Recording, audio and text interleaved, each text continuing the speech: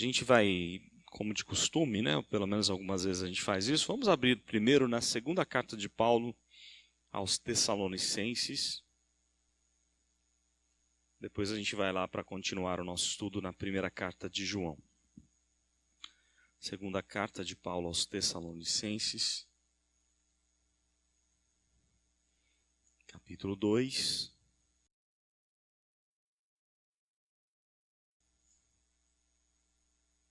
Vamos ler. Pode ser a partir do verso 3, de 3 a 12. Segunda Tessalonicenses 2, de 3 a 12. Eu vou tentar poupar ao máximo minha voz aqui, que está complicado, então quem quiser, por favor, pode fazer a leitura desses versos. Segunda Tessalonicenses 2, 3 a 12. Ninguém, de nenhum modo, vos engane, porque isso não acontecerá sem que primeiro venha a apostasia e seja revelado o homem da iniquidade, o filho da perdição, o qual se opõe e se levanta contra tudo que se chama Deus ou é objeto de culto, a ponto de assentar-se no santuário de Deus, ostentando-se como se fosse o próprio Deus. Não vos recordais de que ainda convosco eu costumava dizer-vos estas coisas? E agora, sabeis o que o detém, para que ele seja revelado somente em ocasião própria. Com efeito, o mistério da iniquidade já opera e aguarda somente que seja afastado aquele que agora o detém. Então será de fato revelado iníquo, a quem o Senhor Jesus matará com o sopro de sua boca e o destruirá pela manifestação de sua vinda. Ora, o aparecimento do iníquo é segundo a eficácia de Satanás, com todo poder e sinais e prodígios da mentira, e com todo engano de injustiça aos que perecem, porque não acolheram o amor da verdade para serem salvos. É por esse motivo, pois, que Deus lhes manda a operação do erro, para darem crédito à mentira, a fim de serem julgados todos quantos não deram crédito à verdade. Antes, pelo contrário, deleitaram-se com a injustiça. Muito bem, esse texto de Paulo tem alguma semelhança ao de Romanos 1. É verdade que Paulo aqui, o assunto dele é outro, ele está falando do dia do Senhor, dos últimos dias e principalmente do dia do Senhor, mas há uma semelhança daquilo que Deus vai fazer no dia do Senhor com aquilo que ele já está fazendo com alguns pecadores. A ideia de Deus entregar os homens ao pecado, não é que Deus leva ou conduz o homem a pecar, e a Bíblia deixa claro que isso ele não faz. Deus a ninguém tenta, não é? Tiago deixa isso claro. No entanto, quando os homens vivem rejeitando a verdade de Deus, a justiça de Deus, chega uma hora que, né, Deus tira o sustento, o suporte, e ele cai a cada dia mais por conta da sua própria depravação. O homem cai. E aí ele fala então dessa operação do erro, dessa situação em que lá no fim do tempo Deus vai permitir a chegada, né, de um homem da iniquidade, o homem sem a lei, o contra a lei, que muitos creem ser o mesmo anticristo que João está se referindo, até porque o anticristo é um termo de João, mas muitos creem que o assunto de Paulo aqui é o anticristo, que no último tempo, já no finalzinho de todos os tempos, Deus vai liberar este anticristo, essa personificação do mal, para poder agir com poder, primeiro para purificação, um instrumento de Deus para purificar, ou para fazer com que a igreja seja vista, a verdadeira igreja, e não somente aqueles que são crentes por aparência, não é? E segundo, para punição, para juízo do incrédulo. Então, é meio que já o juízo final, já está chegando no juízo final, é o tempo em que Paulo está falando aqui, ou instruindo, e que tem a ver com o nosso estudo de 1 João. A gente vai daqui a pouco lá para a carta. Muito bem, então vamos abrir na primeira carta de João, 1 João, primeira carta de João. Nós vamos hoje estudar a partir do verso 18, capítulo 2, né, verso 18. Aí só para a gente visualizar aqui os assuntos que já estudamos. Primeira carta de João, vale lembrar, né, que ele escreve essa carta a várias igrejas, as igrejas chamadas igrejas da Ásia, onde ele pastoreava. Na verdade, João pastoreou a região de Éfeso. Éfeso sempre foi o centro da missão, desde o tempo de Paulo, desde Atos 19. As várias igrejas da Ásia surgiram pelo ministério de Paulo em Éfeso. Então, Paulo não necessariamente foi lá nas cidades todas abrir as igrejas, mas ele, a partir de Éfeso, as pessoas vinham e ele mandava missionários para dar continuidade ao trabalho. E Éfeso tornou-se um centro missionário da terceira viagem de Paulo, terceira viagem missionária. Ele deixa Timóteo responsável por Éfeso e por várias igrejas da região, mas mais por Éfeso. E depois de um tempo, quem vai assumir o pastorado de toda aquela região é João, e que vai ser pastor deles por um bom tempo. Provavelmente uns 40 anos ele vai pastorear aquela região toda da Ásia Menor. Então, João escreve às diversas igrejas com o princípio de ensinar a igreja a investigar, a identificar o erro, né? A tomar cuidado de saber quem realmente é de Deus, quem não é, quem é o falso mestre, quem não é, a firmeza doutrinária. Ele está principalmente preocupado com uma doutrina que está surgindo entre os gregos, surgindo de um desenvolvimento do platonismo, da filosofia de Platão, que é através do conhecimento você se liberta do físico. A ideia de que o físico é ruim e o conhecimento, o espiritual, é bom. Então, João está preocupado com isso porque as implicações dessa doutrina são muito sérias. Eles chegavam a afirmar que Jesus não tinha corpo, né? E ele faz a questão de começar a sua carta dizendo: nós pegamos, tocamos nele. Ele tem corpo, sim.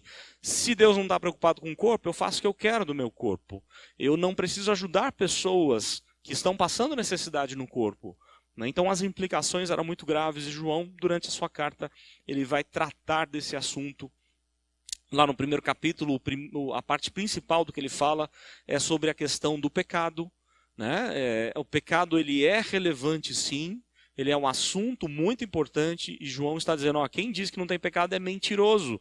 O que nós temos que fazer é confessar. Deus é fiel e justo para perdoar. Nós temos um advogado junto ao Pai, não é? Que ele diz lá no capítulo 2. E aí a gente vai seguindo para os demais ensinamentos. Ele vai falar sobre o amor fraternal, nós já vimos isso. Falar sobre a vitória contra o maligno, não é? E aí, nós vimos na última semana que estivemos na carta, né? No último estudo da carta, nós falávamos sobre o amor ao mundo. O crente não pode amar o mundo, não é? O crente ele tem que amar a Deus, as coisas de Deus. E aquilo que o mundo oferece não tem nada a ver com Deus. O mundo aqui é o mundo caído, o mundanismo, não é? Então, não que ele esteja se referindo a que não amemos as pessoas caídas. Nós podemos e devemos amá-las no sentido de tentar trazê-las para o Senhor, trazê-las para a luz de Cristo. Mas nós não podemos amar aquilo que elas fazem, concordar com elas ou tomar a forma do que elas, né, como Paulo mesmo diz lá em Romanos, tomar a forma deste século ou deste mundo. E aí, a partir do verso 18, agora ele vai falar sobre os anticristos. Nós vamos até o verso 28. Eu estou seguindo aqui a perícope que está lá no grego, tá? Que vai do verso 18 a 28. Então eu vou deixar o verso 29 para estudarmos junto com o capítulo 3 na próxima semana. Então vamos ler o texto aí, segundo a primeira carta de João, capítulo 2, versos 18 a 28. Nos diz assim a palavra do Senhor: Filhinhos, já é a última hora, e como ouvistes que vem o anticristo, também agora muitos anticristos têm surgido, pelo que conhecemos que é a última hora. Eles saíram de nosso meio, entretanto não eram dos nossos, porque se tivessem sido dos nossos, teriam permanecido conosco. Todavia eles se foram para que ficasse manifesto que nenhum deles é dos nossos. E vós possuís unção que vem do Santo, e todos tendes conhecimento. Não vos escrevi porque não saibais a verdade, antes porque a sabeis, e porque a mentira alguma, ou porque mentira alguma jamais procede da verdade. Quem é o mentiroso, senão aquele que nega que Jesus é o Cristo? Este é o anticristo, que nega o Pai e o Filho. Todo aquele que nega o Filho, esse não tem o Pai. Aquele que confessa o Filho, tem igualmente o Pai. Permaneça em vós o que ouvistes desde o princípio. Se em vós permanecer o que desde o princípio ouvistes, também permanecereis vós no Filho e no Pai. E esta é a promessa que ele mesmo nos fez, a vida eterna. E isto que vos acabo de escrever é acerca dos que vos procuram enganar. Quanto a vós outros, a unção que dele recebestes permanece em vós, e não tendes necessidade de alguém que vos ensine, mas como a sua unção vos ensina a respeito de todas as coisas, e é verdadeira e não é falsa, permanecei nele como também ela vos ensinou. Filhinhos, agora pois permanecei nele, para que quando ele se manifestar, tenhamos confiança e dele não nos afastemos envergonhados na sua vinda. Pois bem, eu vou tentar seguir aqui direto, né? Mas se eu tiver alguma dificuldade, a gente vai parando e vocês aproveitam o tempo para ir conversando. O texto vai falar sobre o anticristo, ou sobre os anticristos. Ele faz uma citação aqui. Mas antes de falar dos anticristos, ele usa uma expressão interessante, que a gente precisa definir o que ela se refere, ou ao que João está se referindo, né? Primeiro ele usa essa expressão carinhosa, filhinhos, nós já vimos isso. Quando ele fala lá filhinhos, jovens e pais, ele não está falando de pessoas específicas na igreja, mas tratando de toda a igreja, de uma forma carinhosa. E aqui ele vai repetir uma das expressões, filhinhos, e ele vai usar essa expressão que vem agora, já é a última hora.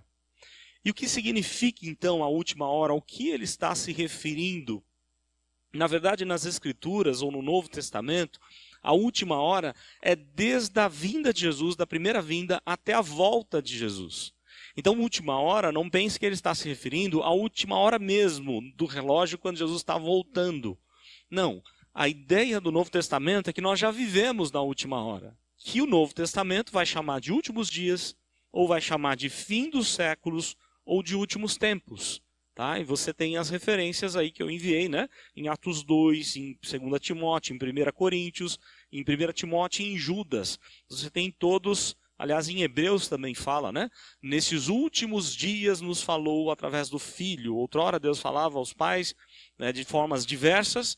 Nesses últimos dias nos fala pelo Filho. Últimos dias, então, é o período que vivemos. O período da igreja. Ou a partir da primeira vinda do Senhor até a sua volta, é o que nós compreendemos com o que está escrito aqui, já é a última hora. A gente precisa entender que, na verdade, a visão que foi passada para a gente é que a vinda de Jesus é a destruição de todas as coisas. Não é? Por exemplo, é a destruição do mundo. Há pessoas que acham isso, né? O mundo todo vai ser destruído, e aí a gente tem algumas questões para resolver, né? Para decidir. Claro que não está aqui dentro do nosso estudo, mas uma das questões importantes é definir onde é que vai ser o estado eterno. Se o estado eterno vai ser onde é o céu agora, onde estão lá os nossos irmãos que já morreram, ou se vai ser aqui na nossa terra. Por que eu estou dizendo isso? Porque o movimento dos Testemunhos de Jeová, eles inventaram que céu é um lugar para 144 mil.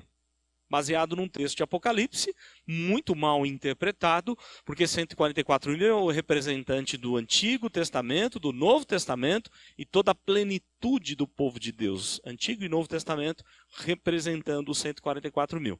No entanto, os Testemunhos de Jeová, eles defenderam que céu é um lugar para 144 mil pessoas. E aí eles começaram a ensinar isso, chegou um tempo que as pessoas pararam para conversar com eles, dizendo assim, olha, se são 144 mil, é melhor você não me falar desse céu. Porque vai que eu vou e você fica, né? Tem poucos lugares. 144 mil deve ser os habitantes de São Caetano, não é isso? Mais ou menos? 144 mil, 105, não chega a 150 mil. Então pense bem, né? E aí falava para os Testemunhos de Jeová, olha, pense bem, é melhor você não divulgar essa doutrina, porque você vai acabar não entrando e outras pessoas entram no seu lugar. Daí eles inventaram uma teoria muito semelhante ao islamismo. Os 144 mil estarão nos céus, num privilégio, né, bem específico, e os demais numa terra restaurada. E aí, por conta desse movimento, alguns movimentos evangélicos e até históricos começaram a rejeitar a ideia de uma terra restaurada. Todavia, quando você vai para a ideia de novos céus e nova terra lá do Apocalipse, não está falando de outro céu e outra terra. O texto ali traz a ideia de renovação. Então há uma grande possibilidade de que tudo isso aqui seja destruído pelo fogo, conforme Pedro diz, e seja restaurado, seja renovado novo céu e nova terra. É muito possível ser aqui. É uma grande possibilidade. Dá para a gente definir? Não dá. Não tem base suficiente para a gente saber onde vai ser. Se vai ser lá onde é o céu hoje, ou se vai ser uma terra destruída e renovada ou restaurada. A grande importância não é nem onde vai ser, mas com quem vai ser. Não é? Vai ser com o Senhor Jesus. Então, qualquer lugar com Deus é céu. Lembram daquela separação de Abraão com Ló? Ló foi para as campinas maravilhosas de Sodoma e Gomorra, mas Deus não estava lá. E olha o resultado que Deus deu na vida dele. Abraão ficou com o deserto, ficou com os penhascos, com as dificuldades da terra. A Terra Santa é um lugar dificílimo para se viver em alguns locais. No entanto, Deus abençoou Abraão, porque onde Deus está é que ali está a bênção, está a vida. Deus é quem traz tudo isso para nós. Então, nós não podemos pensar nessa vinda de Jesus como uma destruição de tudo. Por isso que eu coloco aqui na apostila que, na verdade, o fim do mundo, a volta de Jesus, é a consumação. É o cumprimento dos propósitos de Deus. Na teologia bíblica, a gente chama, numa linha sequencial bíblica, de ensino bíblico, é criação, queda, redenção e consumação. Nós vivemos no período da redenção. Vejam que esse é o período mais importante. Criação, um período curto, 6 dias. Queda, naquele exato momento. A partir da queda, a redenção, que já dura tanto tempo, pelo menos 6.000 anos de redenção, até a vinda do Senhor Jesus, que aí é a consumação de todas as coisas. Então nós não podemos pensar em destruição. O Deus que criou todas as coisas, ele criou com um propósito definido. A história, ela não está largada no tempo, ela não é cíclica, há uma aparência de que ela seja uma repetição, não é?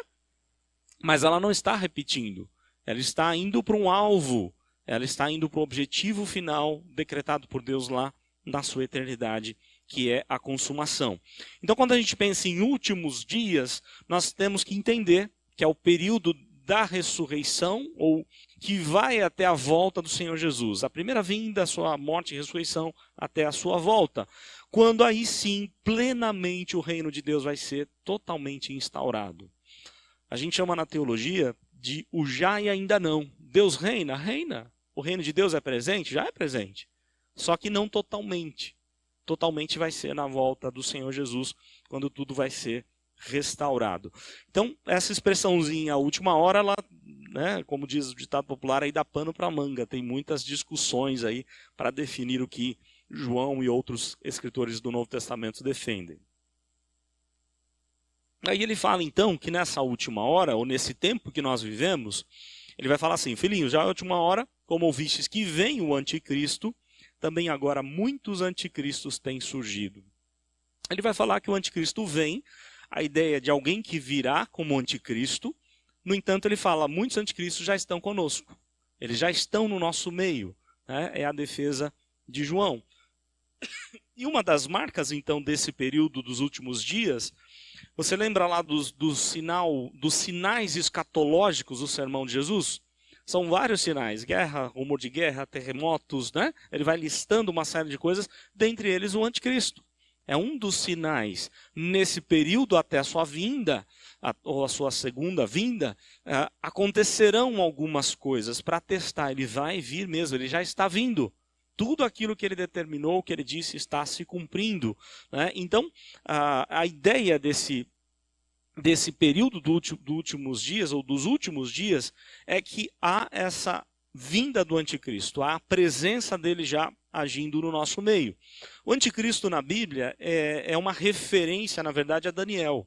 As profecias de Daniel, capítulo 7, capítulo 11, você tem lá o pequeno chifre. E Daniel estava se referindo principalmente a Antíoco Epifânio, por volta lá do ano 180, invade Jerusalém, destrói o templo, ele traz toda a imundícia para o templo, ele traz ídolos, ele pega uma porca e sacrifica, sabendo que os porcos, né, eram animais impuros para o judeu. Ele sacrifica uma porca no templo, espalha sangue por todo lado, e esse homem foi considerado como um homem da apostasia, porque ele tentava fazer a cabeça do judeu para deixar de crer no Deus da Bíblia. Então esse homem era alguém muito cruel e uma referência até do próprio Daniel. Só que ele está tipificando alguém ou alguns anticristos que já passaram e, claro, alguém que chegaria depois, né? Então, Antíoco Epifânio é um dos cumprimentos do anticristo, não é o anticristo totalmente, né? A gente vai chegar lá para o fim do nosso estudo. Então, essa época ela é marcada, a chegada desses anticristos, pelos falsos cristos ou falsos mestres, que também são considerados anticristos. Aliás, esse é o assunto de João. Para João, o falso mestre é um anticristo, né? Ele está dizendo, aqueles que estão ensinando coisa que não é bíblica, ele é um anticristo. Ele vem do poder de Satanás, fazendo alguns prodígios, enganando muitos, conforme nós lemos aí a palavra, ou na palavra de Deus.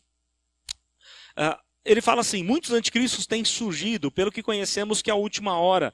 Então, ele está dando aqui uma prova, olha, é a última hora por quê? Porque aqueles sinais que Jesus falou que aconteceria, dentre eles o próprio anticristo, já está entre nós.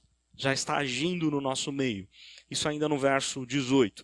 Aí no verso 19, ele diz assim, eles saíram do nosso meio, entretanto não eram dos nossos, porque se tivessem sido dos nossos, teriam permanecido conosco, todavia eles se foram para que ficasse manifesto que nenhum deles é dos nossos. A grande prova que você, né, que tanto hoje nós podemos compreender quem é de Deus mesmo ou quem não é, quem é o falso mestre ou quem não é, e que João passou por isso, a igreja está passando por isso, é aqueles que permanecem na fé. Existe uma das doutrinas mais importantes do calvinismo, ou da teologia reformada, que é a perseverança dos santos. Não é? É um dos 5 pontos do calvinismo. Todo aquele que é de Deus, ele nunca vai se perder. Ele pode dar as suas escorregadas por um tempo, pode até, quem sabe, abandonar por um tempo o caminho do Senhor, mas é um curto tempo. Ele vai retornar se ele realmente é do Senhor. Porque aquele que está nas mãos de Cristo ninguém pode tirar. E nós temos diversos textos da palavra que mostram isso para a gente. Ninguém pode nos separar do amor de Deus. Então, é possível ter certeza da salvação? Claro que é. Por que é possível? Por nós mesmos? Não, por aquilo que Deus fez no nosso lugar. A salvação é obra exclusiva do Senhor. Foi Ele quem nos deu e Ele que guarda o nosso tesouro até o dia final. É uma linguagem de Paulo, guarda o nosso depósito até o dia final.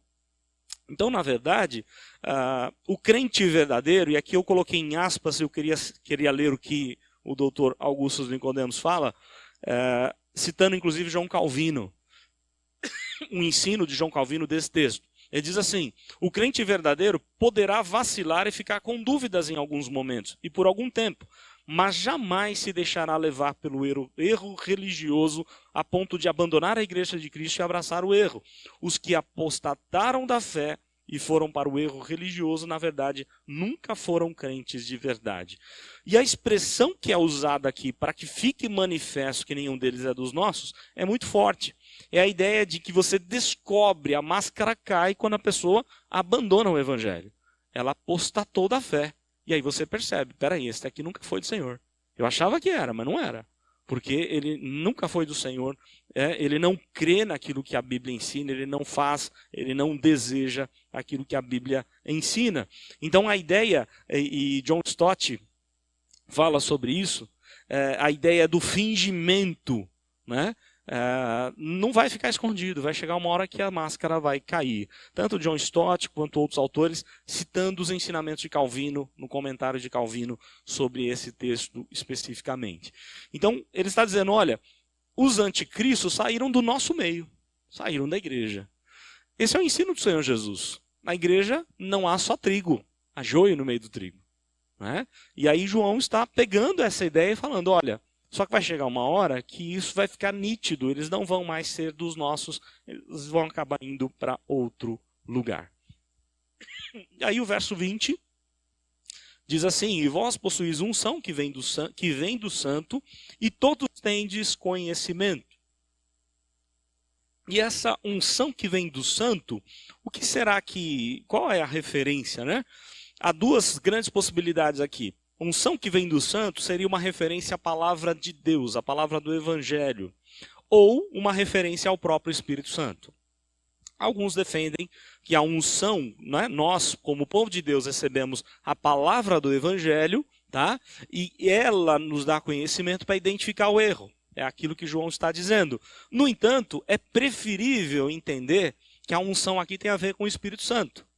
Por quê? Porque a unção sempre esteve ligada à pessoa do Espírito de Deus. A unção, lá no Antigo Testamento, sobre profetas, sacerdotes e reis. E mais ainda, é a presença do Espírito que dá capacidade a gente a entender a Bíblia. Não é? Aliás, a mais importante regra de interpretação bíblica é muito curioso, porque às vezes a gente acha que a regra melhor ou mais importante da interpretação bíblica são regras técnicas, e não é. A maior e a melhor interpretação, ou regra de interpretação, é a que diz a intimidade que você tem com Deus, a sua vida íntima com o Espírito de Deus vai te fazer entender cada dia melhor a Bíblia. Quanto mais perto de Deus, mais conhecimento verdadeiro da Bíblia você vai ter.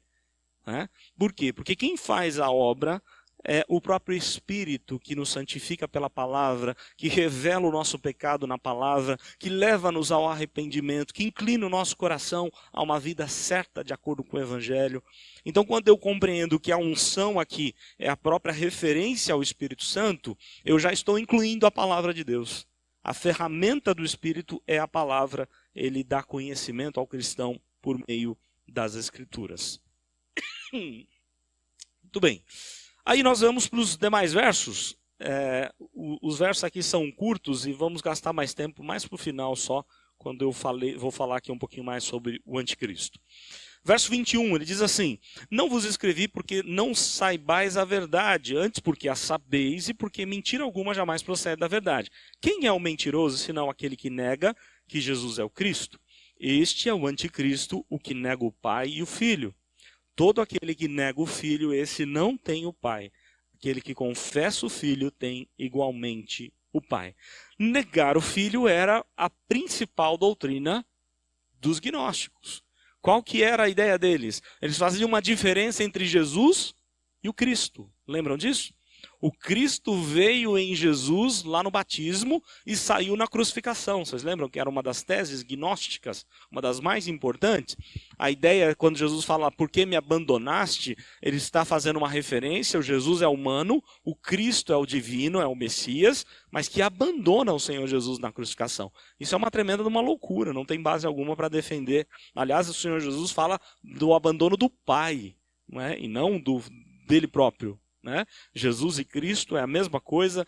As profecias da chegada dele, ele seria chamado de Jesus, o nosso Salvador, e ele é o próprio Cristo ou o Messias. Cristo é a versão grega do nome hebraico Messias, né? Mas eles, os falsos mestres, negavam que Jesus era Cristo, era o Cristo.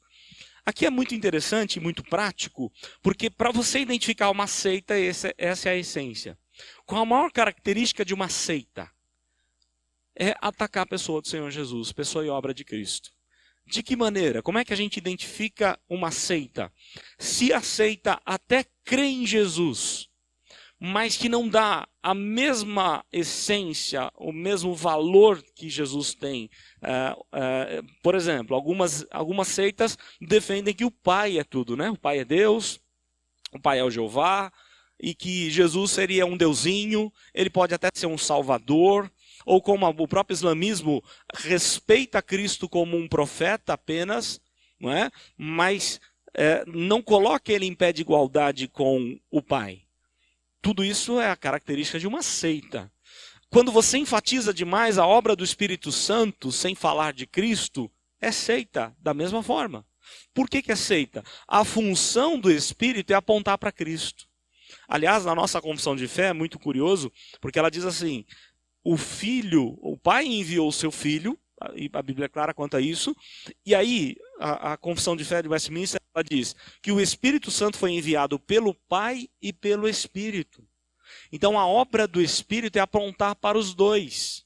A obra do Espírito não é apontar para si mesmo. Um exemplo muito interessante, Paulo quando chega lá em Atos 19, a primeira vez que ele chega em Éfeso, ele percebe que há alguns discípulos diferentes, pessoas diferentes, E provavelmente na cabeça de Paulo, esses homens são diferentes, eles devem ter sido discípulos de João Batista. E ele vai perguntar para aqueles homens, vocês já ouviram falar do Espírito Santo? E aqueles homens, ou vocês têm o Espírito Santo? A pergunta de Paulo. Aqueles homens respondem, nós nunca ouvimos falar do Espírito Santo. Curioso, se fosse um de nós, com uma resposta dessa, o que nós falaríamos? O que nós faríamos? Por exemplo, eu como pastor, Se porventura os membros da igreja não sabem quem é o Espírito Santo, o primeiro sermão que eu pregar no domingo seguinte é a obra do Espírito Santo. Foi o que Paulo fez? Não. Paulo pregou sobre Cristo. E ele começou a falar sobre Jesus. A partir do momento que ele falou de Jesus, o Espírito Santo veio sobre eles. Porque a obra do Espírito é apontar para a obra de Jesus, é aplicar a obra de Jesus. Jesus é o Salvador. Não é nem o Pai que veio morrer na cruz, nem o Espírito que veio morrer na cruz. É Cristo quem veio morrer. E a obra do Pai é enviar o Filho, a obra do Espírito é apontar e aplicar essa obra que Cristo fez na nossa vida. Então, quando alguma religião ela diz que Cristo não é Deus, como muitas religiões já existiram, já defenderam isso, ou que Cristo não tinha corpo, ou que ele sofreu apenas como Deus e não como homem, a Bíblia ensina que Jesus é 100% homem, 100% Deus. Ele continua lá nos céus como 100% homem, 100% Deus. Ele está ressurreto com seu corpo. Jesus continua com seus ofícios, profeta, sacerdote e rei. Não foi somente aqui na sua caminhada. Ele continua sendo o mesmo. Por isso ele é o nosso intercessor, o nosso mediador. Por isso a gente se achega ao trono do Pai. Porque tem o Cristo, homem, Deus, na presença do Pai para levar a nossa vida, as nossas orações na presença do Pai. Então, quando eu nego a pessoa de Jesus, eu estou negando toda a fé. Eu estou negando o Pai automaticamente. Jesus teria que ser o centro. Aliás, na cristologia de Colossenses, aprove a Deus colocar Jesus no centro. Não que Jesus é mais importante que o Pai ou que o Espírito. Mas se você não crê em Jesus, você não crê no Pai, não crê no Espírito. Muitos movimentos creem demais nas manifestações do Espírito e estão desconhecendo a obra de Cristo. Estão indo contra a obra de Cristo. Muitos conhecem ou enfatizam demais o Pai, e estão, na verdade, negando também a obra de Cristo. E quando a gente nega a obra de Cristo, a gente nega a própria Trindade. Então, quando eu fico aquém ou além de Cristo, é uma seita. Por exemplo, há algumas seitas que creem em Jesus, mas ele não é suficiente como Salvador. Eu creio em Jesus, mas eu tenho que guardar o sábado. Eu creio em Jesus, eu não posso tomar café, Coca-Cola, eu não posso comer certo tipo de carne, porque, se eu fizer isso, eu não tenho salvação. Quando eu defendo essa tese, eu estou numa seita. Porque Cristo é o único e suficiente Salvador. Não há outro nome pelo qual importa que sejamos salvos, senão no nome do Senhor Jesus. É isso que a palavra de Deus nos ensina e é o que João está falando, Negar que Jesus era o Cristo é uma mensagem central lá do gnosticismo. Aí o verso 24 e 25. Permaneça em vós o que ouvistes desde o princípio. Se em vós permanecer o que desde o princípio ouvistes, também permanecereis vós no Filho e no Pai. Olha só, se você permanecer no ensino, você vai estar no Filho e no Pai, E esta é a promessa que ele mesmo nos fez, a vida eterna. Permanecer é um verbo preferido de João, aparece 24 vezes na carta, é uma das palavras-chave da carta, 6 vezes só nesse trecho, diversas vezes nesses versos que eu li, E implica em ficar, morar, habitar, como Jesus diz lá em João 15. Aquele que está nele, é como recebendo tudo aquilo que, como a árvore, lembram lá da figura de João 15? A árvore que está plantada em Cristo. Sem Cristo nós não temos como receber o alimento para frutificar, sem Ele nós nada podemos fazer. É a figueira que vai ser cortada, o ramo que não dá fruto. Por quê? Porque não está ligado ao Senhor Jesus. Aí o verso 26. Isto que vos acabo de escrever é agora acerca dos que vos procuram enganar. E aí, terminando já, verso 27. Quanto a vós outros, a unção que dele recebeste permanece em vós e não tendes necessidade de que alguém vos ensine. Mas como a sua unção vos ensina a respeito de todas as coisas, e é verdadeira e não é falsa, permanecei nele, como também ela vos ensinou. há pessoas que pegam esse texto e dizem assim, olha, tá vendo? Essa é a prova de que eu não preciso de pastor, de que eu não preciso de professor, não preciso de mestre. O texto está dizendo aqui, ó, ninguém precisa te ensinar. Quanto a vós outros, a unção que você tem, não tem religiões que pensam assim? Não tem a figura do pastor? Aliás, ensinam que não é nem preciso estudar a Bíblia na sua casa. Você não precisa ter escola dominical, você não precisa ter cursos teológicos, né? Não precisa estudar a Bíblia. Deus vai revelar, Deus vai dar um jeito na hora, aparecer alguém sentindo uma revelação da parte de Deus e que vai falar o que ele bem entende, porque ele tem a unção do Espírito. Isso começa com os quakers e vem até mesmo invadindo no nosso meio através da congregação cristã. Então olha só, quanto a vós outros, a unção que dele recebesse permanece em vós e não tendes necessidade de que alguém vos ensine. Será que é isso mesmo que João está dizendo? Se João defende que não precisa ninguém ensinar, porque eles têm o Espírito, por que João está ensinando? Por que João se preocupou em escrever uma carta? Não faz sentido. Não é? João é mestre entre eles, João era apóstolo. Aliás, ele ensinava muito mais do que um mestre, com autoridade apostólica. Aquilo que um apóstolo falava vinha da própria parte de Deus. Eles estão escrevendo a revelação de Deus. A revelação ali até aquele momento não estava fechada. Não é? Deus estava escrevendo através daqueles homens. Homens que testemunharam tudo aquilo que Jesus fez enquanto esteve com eles. Então João não está dizendo que nós não devemos ter mestre. Ele era um mestre entre eles e se ele assim defendesse, ele estaria contra a própria palavra de Deus.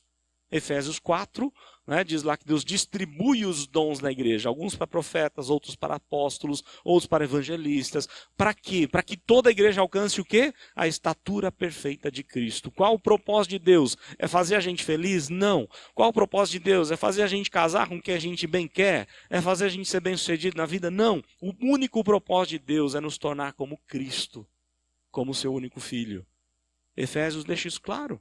O desejo maior de Deus, o plano que ele estabeleceu é separar um povo para que esse povo seja cada dia parecido com o Senhor Jesus. É o alvo, o objetivo do Senhor Jesus. E para isso a gente precisa de mestres, né? Nós precisamos ser ensinados na palavra e tudo aquilo, e aqui é o ponto, né? A questão toda que João coloca é aquilo que você ouve de um mestre. O que você tem que fazer? Conferir se na palavra aquilo que foi ensinado é verdade ou não.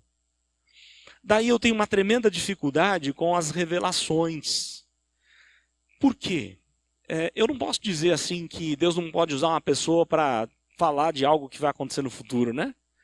Eu prefiro ficar com aquilo que Deuteronômio 18 diz do profeta. A palavra do profeta é profecia verdadeira se cumprir. No entanto, a dificuldade que eu tenho é que eu não tenho como provar se essa palavra que foi dita tem a ver com a Bíblia ou não. Quer dizer, até tem como provar, né? Se alguém chegar para mim como, eu tive uma revelação para a sua vida, né? Aliás, já chegaram, já falaram algumas coisas. Eu tive uma revelação. Primeira coisa que eu vou fazer é, qual o crivo da palavra de Deus? Isso vai contra a palavra? Vai contra a pessoa de Deus? É contra a glória de Deus? Não é? Bom, e aí? Vai acontecer, não vai? Não sei. Preciso ficar preocupado? Não. Uma vez uma senhora muito piedosa veio falar comigo de algumas coisas que Deus havia dito ao coração dela sobre a minha vida, e ela quis falar para mim.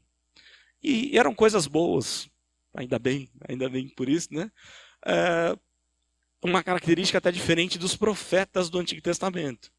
Vejam só, 95%, ou talvez mais, talvez 99% das profecias dos profetas eram palavras duríssimas. Você está fazendo tal coisa. A profeta Natan, lembra o que ele fez com Davi? Tu és o homem. Não é? Eram palavras duras. Profecias hoje é sempre palavra boa, bonita, né? Gostosa, olha que legal. E essa senhora veio falar comigo, que tinha sentido no coração, tal, Deus tinha mostrado para ela que aconteceria. E eu falei para ela assim, olha irmã, é o seguinte, eu vou colocar isso diante de Deus. Porque se for a vontade de Deus mesmo, isso vai acontecer. Eu não preciso ficar preocupado com isso. Não é? Porque Deus vai cumprir os seus propósitos. Ninguém pode impedir os planos de Deus. Mas eu não preciso ficar preocupado com isso, porque eu não sei se é verdade. Se isso um dia vai acontecer ou não. Por quê? Eu não tenho como pegar um texto da Bíblia para mostrar, olha, isso aqui realmente vai acontecer na minha vida. Né? Até porque a Bíblia é uma história muito maior do que a minha vida. A Bíblia não foi escrita para falar da nossa vida. A Bíblia foi escrita para falar de Cristo. Ele é o autor da Bíblia, ele está na palavra o tempo todo. Aliás, é uma dos enfoques aí que para os jovens, principalmente o pastor Wesley trouxe no sábado, né? Cristo o tempo todo na Bíblia. A Bíblia é um livro de Jesus. A gente fala na teologia ou na cosmovisão cristã ou reformada, que é a mega história, a mais importante história, uma grande história. É a história de Cristo. Não é a nossa história. Nós somos apenas atores coadjuvantes. Estamos ali pela graça e misericórdia de Deus que nos contratou para fazer parte dessa história. Senão nós estaríamos perdidos para o inferno, totalmente abandonados, sem pertencer ao povo de Deus. Então é isso que João expõe. E aí eu fiz um resuminho para a gente discutir rapidamente sobre quem é a pessoa do anticristo. Eu acho que eu tenho um pouquinho de voz aqui, eu vou seguir, eu deixo vocês falarem. A gente já falou um pouquinho na semana, não na passada, que foi feriado, mas na outra, sobre as teorias escatológicas e que defende aí algumas coisas sobre o anticristo. Eu fiz aqui um pequeno resumo só para a gente entender um pouco mais o que a Bíblia fala sobre o anticristo, ou dentro do limite que a gente pode entender. É um mistério, tem muita coisa misteriosa, então não dá para a gente definir com detalhes. Mas a Bíblia mostra que os anticristos já estavam ali. Ok? O poder do anticristo ele está limitado de alguma forma. Mas o mal, as ciladas do anticristo e de Satanás estão aí em todo o tempo. É essa a ideia. Só que a Bíblia também mostra de que tudo isso vai ser juntado, né, ou personificado na pessoa de um homem no final do tempo. E que esse homem vai ser destruído pelo sopro da boca de Cristo. É aquilo que a gente aprende com os escritos de Paulo. Se a gente compreender que o homem da iniquidade defendido por Paulo é o mesmo anticristo citado por João. Tá? Então a gente entende que sim, as características são muito semelhantes. Então a gente acredita que essa é a ideia. Então tem algumas considerações aqui. Que o anticristo e não os anticristos. Vários anticristos já tiveram, tá? Mas que no fim do tempo, e aí é no fim mesmo, na última hora, virá o anticristo. Tudo aquilo que foi personificado em diversos personagens da história estará em um deles só. Tá? E aí, a grande confusão que se tem é porque a teoria dispensacionalista começou a defender o seguinte: esse anticristo vai surgir quando a igreja é arrebatada, o Espírito sobe com a igreja é arrebatada, por quê? Vai começar aqui a grande tribulação, a igreja não passa por isso. São 7 anos de ação do anticristo até a vinda definitiva do Senhor Jesus para julgar ou reinar por 1000 anos. Essa é a defesa do dispensacionalismo. O problema é que nós não temos como defender isso, porque não há arrebatamento secreto da igreja. O que nós sabemos é que, pelo menos eu compreendo dessa forma, e eu concordo com essa teoria amilenista, o reinado de Cristo já está acontecendo, o reinado milenar. Ele acontece, não totalmente é na segunda vinda, mas Jesus já está reinando nos céus com as almas dos crentes que já morreram. Tá? E aí, enquanto ele está reinando nos céus, Satanás e o anticristo estão limitados. Eles não podem fazer o que eles querem. Chegará o tempo da volta de Jesus, quando o próprio Cristo vai soltá-los, para que aí eles façam o que querem, entre aspas. Há uma tendência nossa de achar que o império das trevas é algo totalmente paralelo com o império de Deus, né? Com o reino de Deus. Porque a gente está acostumado com esse negócio de bem e mal, né? Não é? Você já parou para pensar nisso? O bem e o mal, a força do bem, a força do mal, e a gente acha que são duas coisas totalmente separadas, e não é. Satanás é criação de Deus. Deus não é responsável pelo mal de Satanás, não foi ele que criou o mal, não foi Deus quem criou o mal. No entanto, o reino das trevas, ou o império das trevas, está no limite de Deus. Satanás só faz aquilo que Deus permite. Isso fica muito claro lá no episódio de Jó. Não é? Tem vários outros exemplos da Bíblia, como Nabucodonosor, uma vara de correção. É como se Satanás estivesse corrigindo o povo de Deus, Deus usando o próprio inimigo, através dos caldeus e outras nações. Então sempre Deus usou o mal Deus usa o mal para cumprir os seus propósitos. Ele não faz o mal. O mal é feito por Satanás e seus anjos ou por nós mesmos. É meio que, tá bom, vocês fizeram, eu vou pegar isso aqui e transformar para a minha glória e cumprir os meus propósitos. Mas Deus não tem nada com isso. Deus não é responsável por esse mal. Então o anticristo, ele vem no tempo do fim. E eu entendo particularmente que você não precisa ficar preocupado de pensar assim, vai ter que surgir primeiro o anticristo para eu saber que Jesus vai voltar. Na minha concepção e entendimento da palavra, Jesus pode voltar essa noite, ele pode voltar agora enquanto eu estou falando. Tudo já está preparado, você já tem diversas ações do inimigo, e a ideia que eu compreendo é que quando Jesus volta, todas essas coisas acontecem. E não dá para a gente saber qual o período de tempo. A ideia é de que o relógio para, não tem mais relógio. Então é tudo no mesmo evento, a libertação de Satanás e do anticristo para punir, aliás, não só para punir, para purificar o povo de Deus, para separar quem é verdadeiramente crente e quem não é. Por exemplo, todos aqueles que se dizem crentes hoje, só no Brasil, vocês acham que são realmente crentes? Por exemplo, a Gretchen até pouco tempo dizia-se pastora, né? Não mudou nada a vida dela. Ela continua fazendo e falando as mesmas bobagens que sempre falou, né? Que sempre disse. Então, na verdade, esse tipo de gente que se diz crente, porque ou por um emocionalismo, ou porque disse sim para Jesus e coisa assim, esses ficarão nítidos que não são de Jesus. Eles vão apostatar da fé. Eles vão definitivamente afastar da verdade de Deus. A máscara vai cair totalmente com a vinda do Senhor Jesus. Isso já tem acontecido no nosso meio, mas com a vinda de Jesus isso acontece de uma forma ainda maior. E aí já é todo o evento, né? O arrebatamento da igreja, o juízo final, eu entendo como um único só evento que eu não sei quanto tempo vai durar.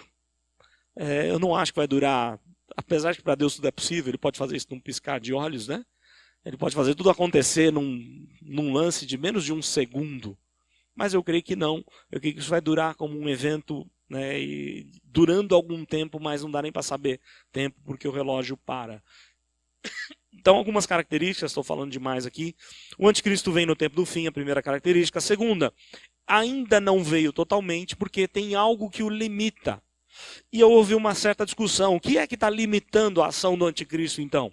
A igreja sendo arrebatada, é o caso do dispensacionalismo, ou seja, a igreja, enquanto ela não for arrebatada, ela limita o poder do anticristo. Quando ela for arrebatada, 7 anos de ações do anticristo. É complicado porque nós não vemos o arrebatamento secreto da igreja na Bíblia, né? Agostinho defendeu que o que está limitando o poder do anticristo é o governo civil. O problema é que o governo civil, na maioria das épocas, ele é mais corrupto do que o povo, do que a própria igreja. Não é? Então é difícil entender que seja o governo civil. Outros defenderam que é um anjo de Deus que limita o poder do anticristo. Por isso que o anticristo ainda não está agindo poderosamente. Mas é preferível entender que é o próprio Espírito de Deus quem limita o anticristo. Não é? A ideia que pela própria graça comum, Deus não permite que a maldade humana, que a maldade desse anticristo que está em nós, porque pensem bem, a ideia do anticristo, toda vez que eu peco, eu falo um pouquinho aqui para baixo, mas talvez eu vou esquecer de falar, toda vez que nós pecamos, nós estamos assumindo postura de um anticristo. Porque toda vez que eu peco, é como se eu estivesse negando o Cristo. Porque se eu compreender, pensem bem, e quando a gente teme a Deus, né, vamos pensar um pouquinho, qual que é a grande ênfase, uma das grandes ênfases da teologia reformada? Corem Deus, diante da face de Deus, Deus está olhando para você. Naquele exato momento que você vai pecar, você tem essa consciência, Deus está vendo o que eu estou fazendo. Se você teme a Deus, você não faz, você recua. Mas nem sempre a gente consegue recuar. E quando eu peco, quando eu avanço aquilo que eu não poderia avançar, o que eu estou fazendo? Eu estou, em outras palavras, assumindo o papel de um anticristo. A maldade do anticristo está no nosso coração. É a maldade de tomar o lugar de Deus. Esse é um problema que o pecado traz para nós. Então a ideia é, quem está restringindo o poder do anticristo? O próprio Espírito Santo, pela graça comum. Se Deus tirar a graça comum dos homens, eles se destroem ou se autodestroem. É por isso que Deus resolve mandar o dilúvio. Para Deus foi um basta. Ele não mais ia manter a vida das pessoas como ele mantinha, e ele falou, vai ter a destruição.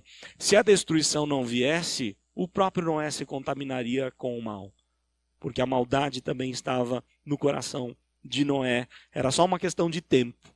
Ele precisava ser preservado desse mal, e aí Deus então enviou o dilúvio na hora certa. Então, é muito mais certo entender que quem restringe o poder do anticristo é o próprio Espírito Santo. Terceiro ponto importante, ele é como se fosse um Judas, porque ele está entre o povo de Deus. A ideia que a Bíblia fala, né? Ele está envolvido, se passa como um sacerdote, como um líder. E aí há uma ideia de que o anticristo seja o próprio papado. Eu vou falar um pouquinho depois sobre isso. Quem é o anticristo aqui? Historicamente, há muitas defesas sobre o anticristo, as principais estão colocadas aqui. O anticristo seria um líder político. É fraco essa posição? Pelo quê? Pela seguinte questão.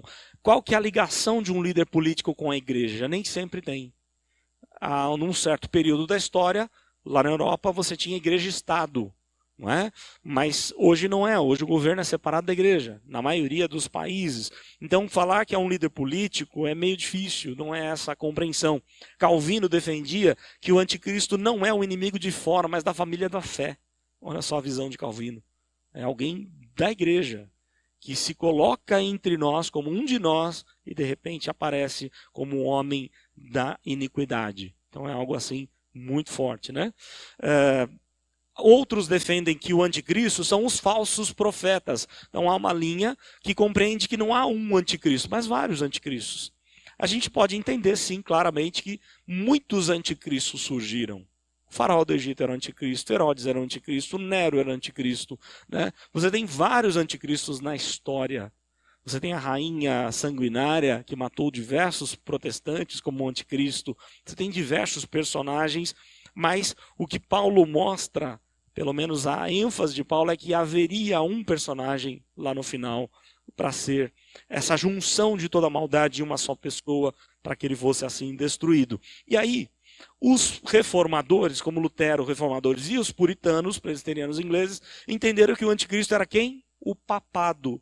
Não o papa em si, um papa só, mas todo o papado. E faz muito sentido pela seguinte questão. O papado é da igreja, nasceu da igreja de Cristo, não é isso? Era a primeira igreja deixada por Cristo. Eles se dizem seguidores de Pedro. E tudo aquilo que eles ensinaram tem características do anticristo. Por exemplo, a infalibilidade papal. O que o Papa fala é palavra de Deus. Eu já falei para vocês aqui, às vezes a gente usa termos errados na nossa igreja. Você já deve ter ouvido falar, Catedral Presbiteriana do Rio de Janeiro. Já ouviram falar? Ou Catedral da Nestor Pestana, né? Que é uma igreja em forma de catedral. Mas é errado falar. Por que é errado falar? O correto é Primeira Igreja Presbiteriana do Rio de Janeiro. Porque catedral não está se referindo apenas ao estilo gótico da construção. A gente, quando fala isso, a gente se refere ao estilo gótico. Não é essa a questão. O problema é que catedral é quando o Papa se assenta na sua cadeira e ele diz ex cátedra. E o que ele falar é palavra de Deus, tem o mesmo peso de palavra de Deus. Ele se coloca como Deus estivesse dando uma ordem. Uma das ex cátedra que ele deu, ele dá várias, mas uma muito forte, por exemplo, em 1959, ele se assentou na sua cadeira e disse uma ex cátedra: Maria está lá com seu corpo nos céus. Onde é que está isso na Bíblia? Que Maria já ressuscitou, ela tem o seu corpo lá. Não está lá na Bíblia, em nenhum momento. Mas os romanos entendem que ela está lá. A virgindade perpétua de Maria e tantas coisas que eles ensinam como ex cátedra, como uma lei, como se fosse a própria palavra de Deus. Então, os reformadores entendiam que a instituição papal representa muito bem o anticristo. Na época deles, era o próprio anticristo. A dificuldade é a gente saber se o anticristo final será ou não um papa. Isso a gente não sabe, né? Não tem como saber.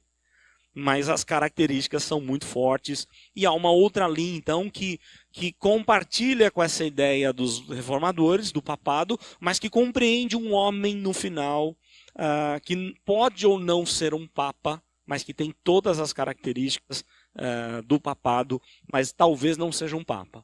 Então a gente não sabe ao certo quem é verdadeiramente o anticristo, até porque ele não se manifestou ainda. Aí o quinto ponto, ele personifica o assassino Satanás, que é o homem da iniquidade. Então é a junção de todo o mal, é aquilo que eu acabei de falar.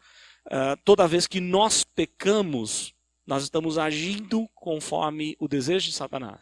Nós estamos tentando destronar Deus, tirar Deus do seu trono de rei. E a gente que assumiu o posto de Deus. Lembram qual foi a queda? Como é que foi a queda? Qual que foi a grande tentação? Se você comer o fruto, você vai ser igual a Deus. E aí ela achou interessante. Esse é o problema. Toda vez que eu peco, é porque eu não aceito o reinado de Deus na minha vida. E aí eu quero satisfazer os meus prazeres. Ou, às vezes não é um prazer específico, mas às vezes eu estou chateado com uma situação, estou muito abalado com a perda, né? Um luto por ter perdido alguém, ou uma crise em alguma área da minha vida, e eu começo a murmurar contra Deus. O que eu estou fazendo? Eu estou dizendo para Deus, Deus, o Senhor não sabe ser Deus não, porque se eu estivesse no seu lugar, aí sim a minha vida estaria boa. Tem um filme que diz isso, né? O Todo-Poderoso, que fala disso. Que o cara tentou, né, tomar o lugar de Deus e aí ele percebeu que não dá. Não tem como controlar todas as coisas. Quando a gente tenta tomar o lugar de Deus, o prejuízo é muito grande. A gente tem que se aquietar e saber que Ele é Deus. Eu achei muito interessante aqui a citação de Joel Bick, dos puritanos. Nós devemos ter muito mais medo de pecar do que morrer. Olha só que interessante. Os puritanos foram conhecidos como homens santos, homens que buscaram a santidade, a santificação, fizeram toda a diferença no seu momento. A Confissão de Fé de Westminster nasce com eles, os Estados Unidos nascem com eles. Então, a força que eles tinham na volta às Escrituras era algo magnífico. E olha o desejo dos puritanos, é melhor morrer do que pecar. Aliás, Jesus diz isso em outras palavras, se a tua mão te faz pecar, é melhor você cortar ela. Não é que ele está dizendo para você cortar a mão, não é isso. Mas se tem algo que está te levando para o mal, para o pecado, é melhor você abandonar, porque isso vai te trazer morte na certa. Então a essência do anticristo, ela está no nosso coração. Né? Hoje eu falava lá no programa da rádio, lembrei do que o reverendo Cleomenes falou para a gente na classe, que eu já falei na igreja algumas vezes. A maldade, a mesma maldade de Hitler está no seu e no meu coração. Se você e eu não tomarmos cuidado, aquilo que Hitler fez, que a gente acha o cúmulo do absurdo, nós podemos fazer igual ou pior. Porque o que estava no coração dele chama pecado, o que está no nosso também é. Por isso, o crente, quando ele conhece a sua limitação, quando ele olha para Deus e vê a santidade de Deus e percebe a sua pequenez, a sua miséria do pecado, ele se curva, se prostra e pede perdão a Deus e não confronta a Deus. Ele sossega, ele se aquieta, ele se arrepende. Porque uma vez que a gente quer se rebelar contra Deus, a gente está assumindo postura de um anticristo. Aí os dois últimos pontos. O anticristo, ele vai vir para quê? Para ser vara de correção na mão de Deus. Deus vai liberar a operação do erro. Deus vai permitir que as pessoas sejam enganadas pelo anticristo. Por quê? Elas passaram a vida toda rejeitando Deus. E aí elas vão sofrer as consequências da sua própria punição. Não é? A ideia de ser uma vara na correção de Deus, ou nas mãos de Deus, assim como foi o Egito, a Babilônia, a Síria e tantos outros em diversos tempos. Último ponto que eu falo aqui, e aí eu deixo vocês falarem. Ele será destruído com o sopro da boca de Cristo, e aqui é magnífico. Nós não precisamos ter medo do anticristo. Os filmes, novelas, vários ensinos sobre o anticristo, colocam o anticristo como alguém assim, poderosíssimo, que ninguém pode com ele. E que a igreja vai ser maltratada, perseguida. É verdade que a ideia da grande tribulação, nós passamos por ela, a igreja, mas nós somos tirados dela, nós não vamos até o fim da grande tribulação. É grande tribulação eterna para quem vai para o inferno. A igreja é poupada dessa grande tribulação, não totalmente, ela passa por um tempo. No entanto, o foco, o ensinamento da palavra, é que esse anticristo será destruído pelo sopro da boca de Jesus. Não tem guerra nenhuma de Armagedon, como alguns falam, né? Precisa de uma guerra para derrotar Satanás. Satanás já foi derrotado na cruz. Ele já foi totalmente limitado na cruz, ele foi esmagado na cruz. Ele ainda pode agir limitadamente, chegará a um ponto que Deus vai soltar a coleira para que ele haja com muito mais poder, mas ainda limitado por Deus. Até que Jesus, com o sopro da sua boca, destrói completamente, entre aspas, destruir é mandar para o inferno, né, para o reino eterno aí do inferno, para o sofrimento eterno. E a referência, quando se fala disso no Novo Testamento, é a referência da profecia de Isaías, que eu termino com ela, Isaías 11:4. Mas julgará com justiça os pobres e decidirá com equidade a favor dos mansos da terra, ferirá a terra com a vara de sua boca e com o sopro dos seus lábios matará o perverso. A ideia da palavra que sai da boca de Cristo, a palavra de Deus, destrói o inimigo. Nós não precisamos temer o inimigo. Nós temos a palavra de Deus. Nós temos o poder de testemunhar a palavra de Deus. Temos o Espírito Santo de Deus. Ainda mais na nossa época, né? A época em que ainda, pela visão amilenista, e eu concordo com essa parte aí do amilenismo, com a visão amilenista de que Satanás está muito limitado para que o evangelho seja pregado e muitos venham a se converter. Essa é a visão um pouco mais abrangente aí do anticristo.